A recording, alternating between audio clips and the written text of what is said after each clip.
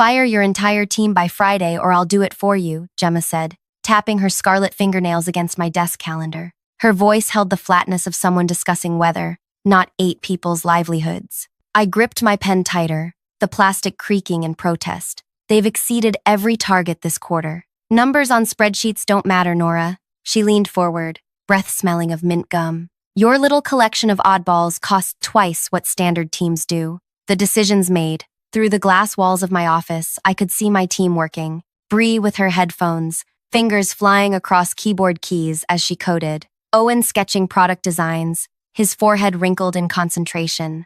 Layla talking animatedly on the phone with a client. They need proper notice, I said, keeping my voice steady. At least 2 weeks. Friday. Gemma straightened her cream-colored suit jacket. I've been brought in to streamline operations, and your team is the definition of excess. Handle it yourself, or I'll bring in security to escort them out. Your choice. She strode away, heels clicking against the tile floor. My hands trembled as I opened my desk drawer, touching the stack of thank you cards my team had given me last month when we'd completed the Jasper project. Cards filled with heartfelt messages about belonging and purpose. This team had saved the company when sales plummeted 18 months ago. We'd rebuilt everything from the ground up, while executives panicked in their meetings. Nobody knew because we worked behind the scenes, solving problems others couldn't even identify.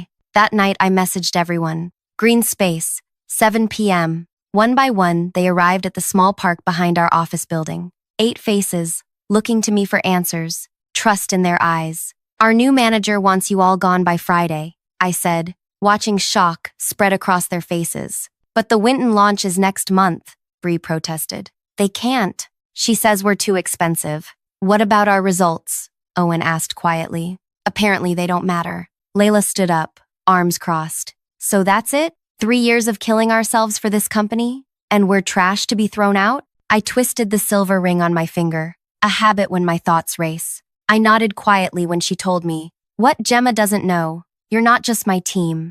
If you're wondering what happens next in this wild workplace drama, make sure to hit that like button and subscribe. I post new stories every week about shocking workplace revelations and the sweetest revenge scenarios you've never imagined. Drop a comment about the worst boss you've ever had. I bet Gemma might give them competition. Now, let me take you deeper into how this all began. My name is Nora Reed. 5 years ago, I joined Monroe Technologies as a project coordinator, basically the person who keeps everyone else on schedule. I was quiet, efficient, and utterly invisible to upper management. What they didn't notice was how I studied everything. Which products succeeded, which failed, how decisions were made, and most importantly, who really made the company work. It wasn't the executives with their fancy titles. It was people scattered throughout departments who solved problems without fanfare. The ones who stayed late without complaint. The ones whose ideas were stolen by managers but who kept creating anyway. When the company faced bankruptcy 18 months ago, panic spread through every department. Sales had dropped 40% in 2 quarters. 3 major clients had jumped to competitors. Layoffs began, starting with the newest employees regardless of talent. I approached the CEO, Hugo Price, with a proposal. Give me 8 people and 6 months to turn things around. No official announcement, no fancy office space, just resources and freedom to work differently. Why should I trust you with this? Hugo had asked, skepticism heavy in his voice. Because everyone else is trying the same solutions that got us here, I replied. We need people who think differently. Reluctantly, he agreed. I selected 8 individuals others had overlooked. Bree, a programmer who spotted patterns nobody else could see. Owen, a designer whose sketches captured emotion, not just function.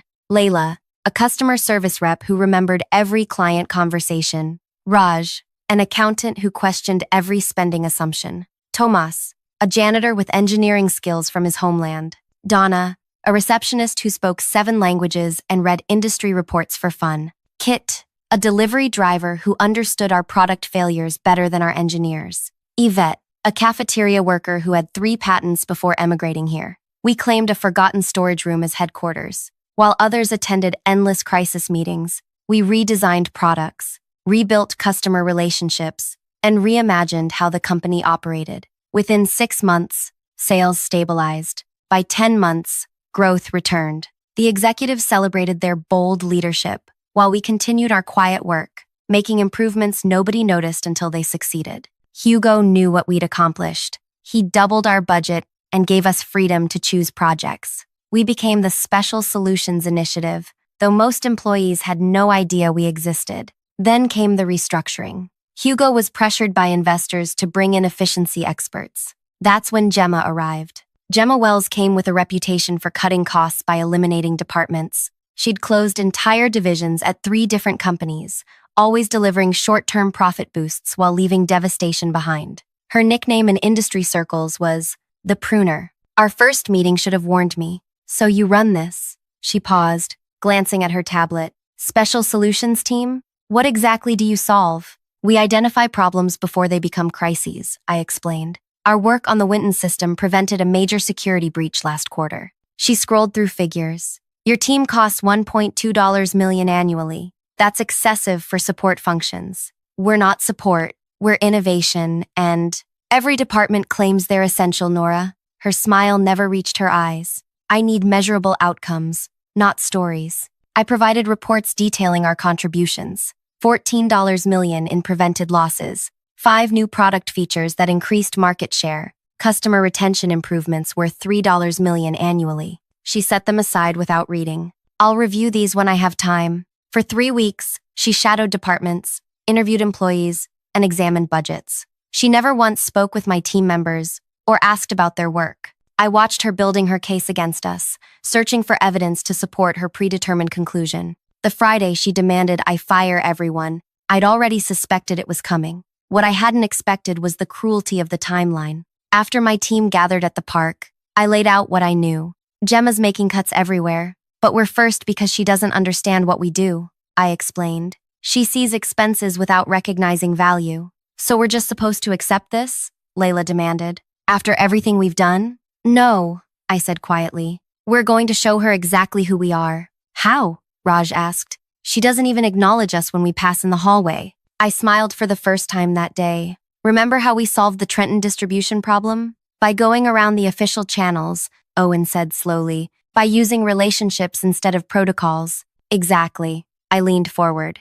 Gemma thinks knowledge flows through organizational charts. She doesn't understand it flows through people. What are you suggesting? Tomas asked. A demonstration of value. But first, we need to appear defeated. For the next 3 days, we followed a careful script. We packed personal items gradually. We transferred project files to shared drives. We trained replacement contacts for urgent matters. To anyone watching, we were resigned to our fate. Gemma observed with obvious satisfaction, stopping by my office Thursday afternoon. I'm pleased you're handling this professionally, she said. Some managers get emotional. I understand business necessities, I replied, placing framed photos in a cardboard box. This is why you'll survive the cuts. You're practical. She tapped her tablet. I've scheduled exit interviews tomorrow at 2 p.m. Security will collect access cards afterward. After she left, I sent one final message to the team. Activation, blue protocol. Friday arrived with somber efficiency. My team cleared desks, said goodbyes, attended exit interviews where Gemma explained their termination with rehearsed sympathy. Security collected badges, passwords were changed, email accounts deactivated. By 5 p.m., it was done. 8 talented people were officially no longer employees of Monroe Technologies. Gemma sent me a brief message. Clean execution. Well done. I didn't reply. Instead, I made a phone call. It's time, I said when Hugo answered. Everything proceeded as expected. Are you sure about this, Nora? There's significant risk. I'm certain. Monday's board meeting. Full demonstration. Consider it approved, he said after a moment's hesitation. The weekend stretched endlessly as I prepared. Sunday night, I could barely sleep, my mind racing through possibilities, contingencies, outcomes. By Monday morning, I felt calm in that strange way that comes after passing through intense anxiety. I arrived early, dressed in a deep blue suit I'd never worn to the office before. Gemma was already there, reviewing presentations for the quarterly board meeting. I've included your team's elimination in the efficiency highlights, she informed me. 10% immediate cost reduction is impressive. Thank you for featuring our contribution, I replied, my voice neutral. She glanced at me, perhaps sensing something off in my tone, but was distracted by her ringing phone. At 9 a.m., board members began arriving. 12 men and women in expensive suits filed into the main conference room, greeted by Gemma with practiced charm. "We have significant progress to report," she told them, pointing to seats. "The restructuring is already showing results." I stood quietly at the back of the room, watching. At precisely 9:15, the side door opened. Hugo entered first, followed by 8 familiar faces. My team. Gemma's presentation stalled mid-sentence as confusion crossed her face. "What are they doing here?" she hissed at me. I didn't answer. I didn't need to. Because the board members were standing, greeting my team with handshakes, hugs, and warm smiles of recognition. Gemma's polished demeanor cracked as she watched the chairman of the board, Alistair, embrace Tomas like an old friend. "How's Elena doing with her science project?" Alistair asked him. "First place," Tomas beamed. "The scholarship committee interviews next week." Across the room, Victoria, our lead investor, was showing Bree pictures on her phone. "The coding camp was a huge success," Victoria said. 20 girls, all creating their first apps. "They still talk about your workshop." Gemma stepped toward Hugo, her voice tight. "What's happening?" "These people were terminated on Friday." "Were they?" Hugo replied mildly. "I don't recall authorizing that." The board meeting hadn't officially begun, yet the room had transformed into a reunion. Raj and the finance director discussed community garden plans. Kit chatted with 3 board members about weekend fishing results. Donna approached with a tray of coffee. She handed a cup to the eldest board member, Jerome. "1 cream, no sugar, with cinnamon," she said. Jerome squeezed her hand. "Just how I like it. How's that grandson of yours doing at university?" "Top of his engineering class." That recommendation letter opened every door. Each interaction revealed connections I'd never disclosed to Gemma. Relationships built through years of genuine interaction, not corporate networking events. Gemma's gaze darted between faces, mental calculations almost visible behind her eyes. She grabbed my elbow, fingernails digging through my jacket. "You set me up," she whispered furiously. "You knew who they were." I gently removed her hand. "You never asked who they were. You saw expenses on a spreadsheet, not people." Hugo called the meeting to order. My team members didn't leave as Gemma clearly expected. Instead, they took seats interspersed among the board, not clustered together as visitors, but positioned as participants. "Before we begin our quarterly review," Hugo said, "I believe we should address Friday's events." Gemma straightened her spine. "As part of our efficiency initiatives, we eliminated an unnecessary specialty team that was draining resources without measurable return." The room fell silent. Then Jerome chuckled, a dry sound, like autumn leaves. "Unnecessary? You mean the team that saved this company?" Gemma's professional smile faltered. "The financial data clearly showed. Perhaps we should clarify what this team actually does," Hugo interrupted. "Nora, would you introduce the Special Solutions Initiative properly?" I stood, feeling oddly calm. 18 months ago, when we faced potential bankruptcy, I proposed creating a team that worked differently, not bound by traditional department limits. People selected for problem-solving abilities, not credentials. I pointed to each team member as I continued. Bree redesigned our entire security infrastructure after identifying vulnerabilities nobody else spotted. Owen's product redesigns increased user satisfaction by 42%. Layla rebuilt relationships with clients we'd nearly lost. With each achievement I listed, Gemma's expression tightened. She flipped frantically through her tablet, searching for information she'd never bothered to collect. "But these accomplishments aren't in the quarterly reports," she protested. "They are," Raj said, "just not labeled as our work. We solve problems, then hand solutions to the appropriate departments for implementation. Which is why," I continued, "terminating them without consultation was a significant error. The Winton launch next month relies entirely on their work." Alistair leaned forward. "Gemma, did you review the team's actual contributions before making this decision?"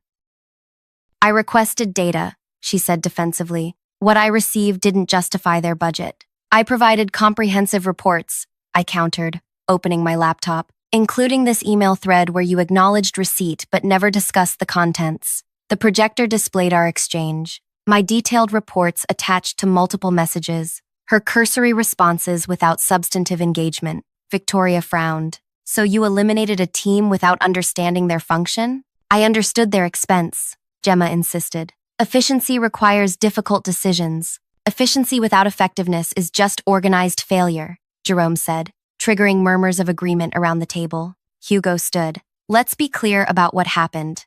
Gemma terminated 8 people whose work is critical to projects representing 30% of next quarter's projected revenue. The temperature in the room seemed to drop. Board members exchanged glances heavy with concern. Fortunately, Hugo continued, Nora alerted me to the situation. Officially, these team members were transferred to special project status directly under board supervision. They never stopped working. Relief rippled through the room, followed by focused attention as Hugo launched into the quarterly presentation. Graphs showed improvement across all metrics, each spike secretly connected to my team's work. Throughout the presentation, Gemma sat rigid, her eyes fixed forward, knuckles white against her tablet. Her carefully constructed narrative of heroic cost-cutting was unraveling with each slide. During a brief break, I stepped into the hallway for water. Gemma followed, confronting me by the cooler. You deliberately undermined me, she said, voice low but intense. No, I gave you multiple opportunities to understand what we do. You chose not to listen. This isn't over. The board may be impressed by your little display of connections, but numbers don't lie. Your team is still overpriced. I filled my cup slowly. That's where you're wrong. The board isn't impressed by connections. They're impressed by results. Results can be reinterpreted, she said with sudden coldness.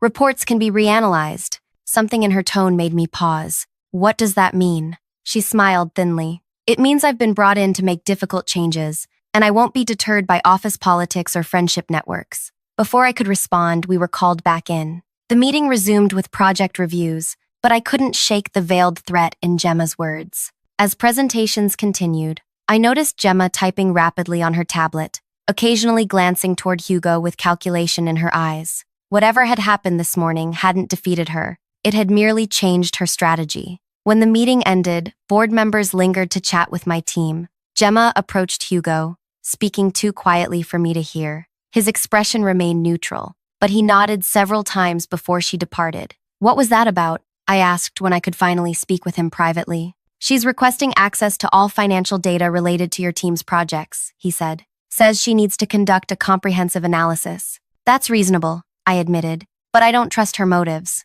Neither do I, which is why I'm assigning Raj to assist her. Full transparency, full supervision. I nodded, relieved but still uneasy. Over the next week, a strange calm descended. My team returned to their workspace, continuing projects as before. Gemma retreated to her office, surrounded by spreadsheets and reports. She was polite when we passed in hallways but offered nothing beyond professional courtesy. On Thursday, Raj reported back after 3 days working with Gemma. She's searching for inefficiencies, he said, pushing his glasses up his nose, but also asking questions about decision processes, approval chains, who signs off on what? Mapping the power structure, I mused. Exactly, and she's particularly interested in the Winton project. The Winton launch was our most ambitious initiative, a complete platform redesign that would either secure our market position for years or fail spectacularly. Every member of my team had contributed critical components. Keep watching,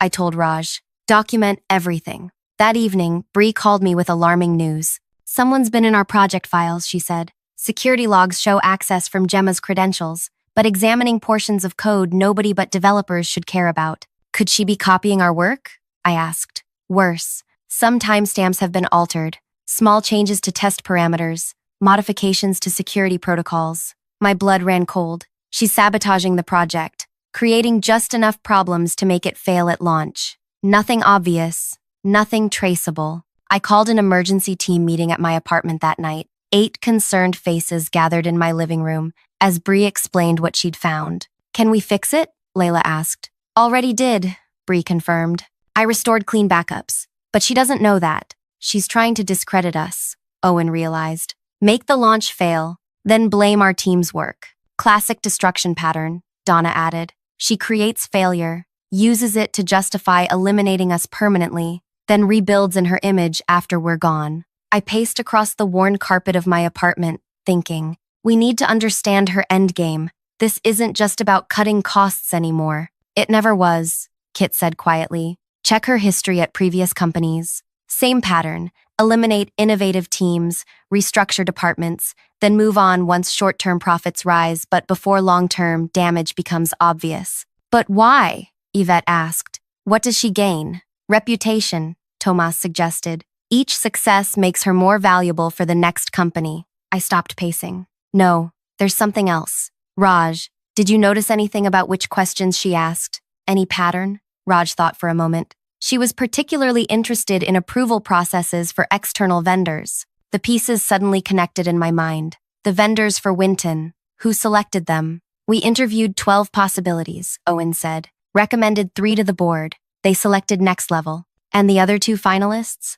Tellaris and Vanguard Systems. I opened my laptop, searching news articles from Gemma's previous companies. 3 restructurings, 3 different companies that subsequently contracted with the same technology provider. Vanguard Systems. There it is, I whispered. She's not just cutting teams, she's steering contracts. The room fell silent as implications sank in. If Winton fails, Bree said slowly, we'll need emergency services to fix it. And Gemma will recommend Vanguard, I concluded. A much larger contract than they would have received initially. We need proof, Raj insisted. This is a serious accusation. We'll get proof, I promised. But first, we need to protect Winton. We worked through the night, developing a strategy. By morning, we had a plan. Risky, complicated, but potentially effective. As dawn broke, Thomas voiced what everyone was thinking. If we're wrong about her, this could backfire badly. And if we're right, I countered, then she's even more dangerous than we thought,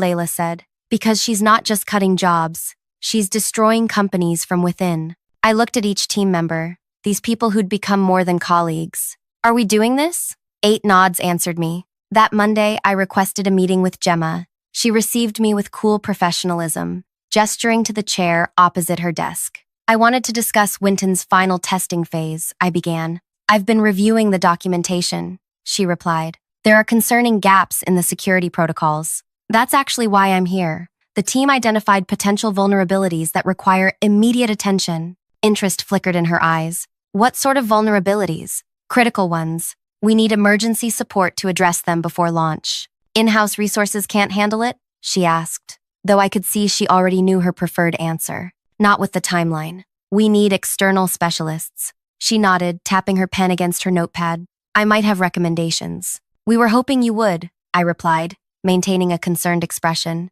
The board trusts your judgment on vendors. I'll prepare options by tomorrow, she said. This is exactly why companies need efficiency experts, to identify weaknesses before they become crises. As I left her office, my phone vibrated with a message from Bree. Access confirmed. Recording everything. The trap was set. Now we just needed Gemma to walk into it. The next morning, Gemma called me into her office. 3 vendor proposals sat on her desk, their logos visible on the cover pages. Next Level, Tellaris, and Vanguard Systems. I've reviewed potential emergency support options, she said, sliding Vanguard's proposal forward. This one offers the most comprehensive solution. I examined it, noting the extensive services list and eye-watering price tag. It's considerably more expensive than our initial budget. Quality costs, she replied smoothly. Would you rather save money or save the project? I trust your judgment, I said, watching her carefully. What's the process from here?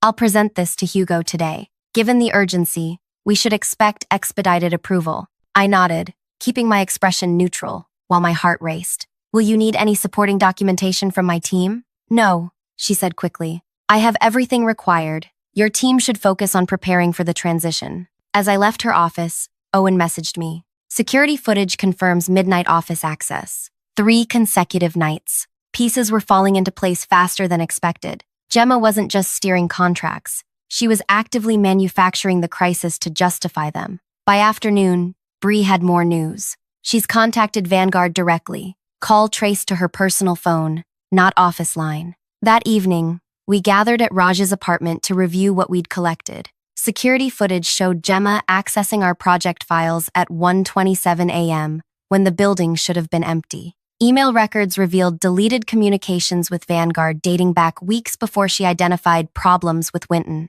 Financial analysis showed suspicious patterns at her previous companies, each hiring Vanguard shortly after restructuring. It's enough to raise serious questions, Raj said, but not conclusive proof of deliberate sabotage. We need more, I agreed. And we need it before Friday's emergency board meeting. Tomas looked up from his tablet. What if we give her exactly what she wants? What do you mean? Layla asked. Make it easy for her. Too easy. People get careless when they think they're winning. The plan crystallized from there. We would appear to stumble, creating an opening so tempting Gemma couldn't resist overreaching. Thursday morning, I entered Hugo's office with rehearsed anxiety. We've discovered critical issues with Winton, I told him. Multiple security vulnerabilities suddenly appearing in previously tested code. His eyebrows shot up. How is that possible? We're investigating, but launch is in serious jeopardy. Gemma suggested bringing in external support. Hugo frowned. That would blow the budget significantly. I know, but we may not have options.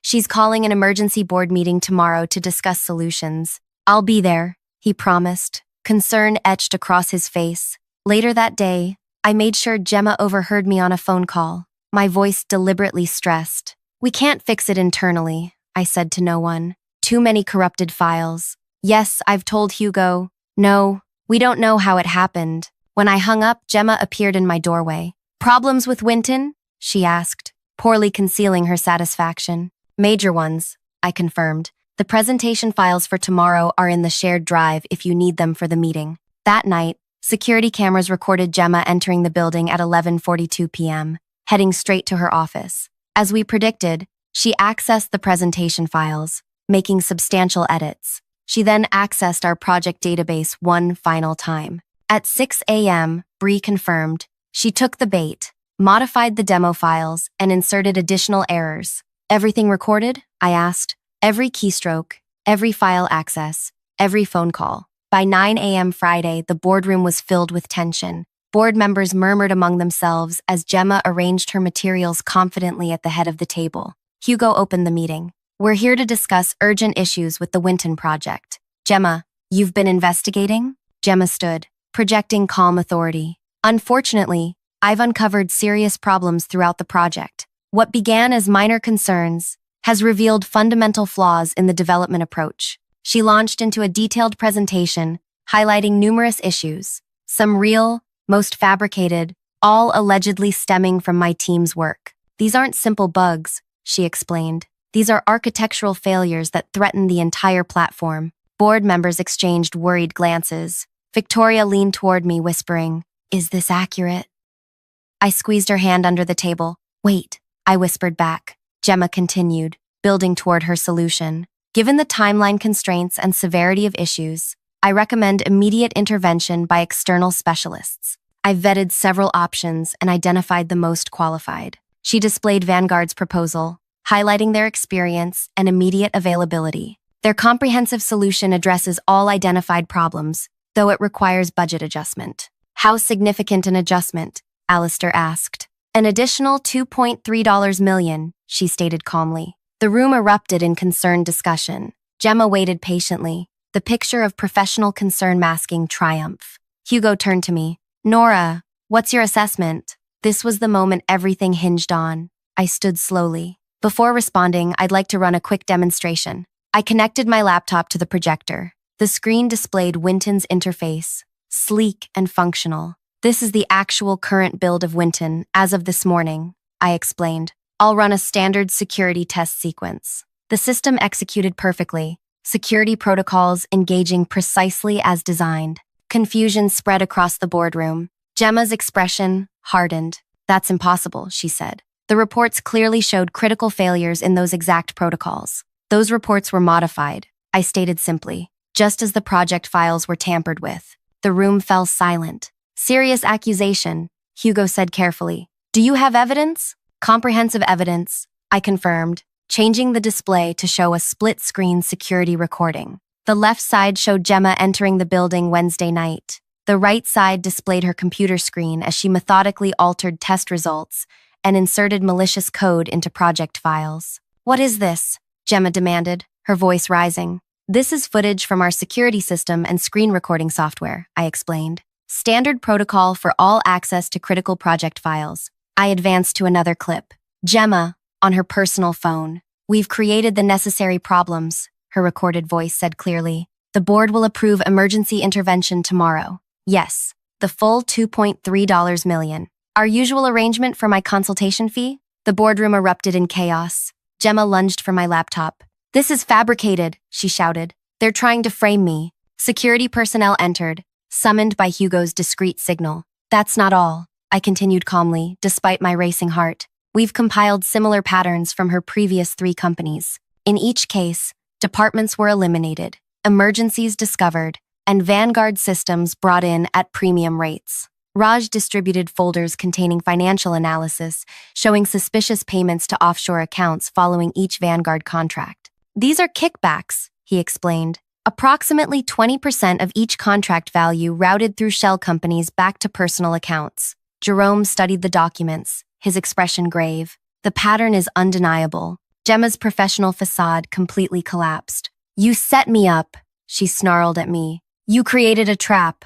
No, I replied evenly. We simply watched while you did exactly what you've done at 3 other companies. The difference is that this time, we were paying attention. Hugo stood. Security will escort you to clear your office, Gemma. The company lawyer is waiting to discuss next steps. As she was led away, still protesting, the tension in the room transformed into stunned silence. The Winton project was never at risk, was it? Hugo asked quietly. No, I confirmed. We identified her pattern early and protected the actual files. What she tampered with were duplicates. We created specifically to track her actions. Victoria shook her head in disbelief. How long has she been doing this? Based on our financial analysis, at least 4 years across multiple companies, Raj explained. Conservative estimate of total fraudulent contracts, $13.7 million. The meeting shifted from crisis management to recovery planning. As discussions continued, I watched my team, these 8 remarkable people who had saved the company yet again. After the meeting, Hugo pulled me aside. You could have brought this to me immediately, he said. Why the elaborate operation? We needed irrefutable evidence, I explained, and we needed to understand the full scope of what she was doing. He nodded slowly. The board has decided to create a permanent position for your team, with direct reporting lines to leadership. We're calling it the Strategic Integrity Division. Would you lead it? 3 weeks later, the Winton platform launched flawlessly. My team celebrated in our new office space, no longer a forgotten storage room, but a proper department with resources and recognition. The morning news reported Gemma's arrest on multiple fraud charges. Former companies were launching investigations into contracts she had arranged. As we toasted our success, I looked around at these 8 people who had become family. To seeing value in unexpected places, I said, raising my glass. And to leaders who actually look, Layla added, nodding toward me. Sometimes the most powerful revenge isn't dramatic confrontation. It's simply ensuring that truth becomes visible. Gemma believed in cutting people without understanding their worth. What she never realized was that true value isn't found on spreadsheets but in the connections, insights, and integrity of people who care deeply about their work. Her greatest mistake wasn't targeting my team. It was assuming we would go quietly. We didn't. And now she'll have years in a very different kind of office to reflect on that miscalculation. If you enjoyed this workplace revenge story, hit that like button and subscribe for more tales of justice served with a side of strategic brilliance. Have you ever worked with someone who underestimated your value or tried to take credit for your work? Share your experience in the comments below. I read every single one and might feature your story in an upcoming video. Remember, sometimes the best response to being undervalued isn't leaving, but revealing your true worth when they least expect it.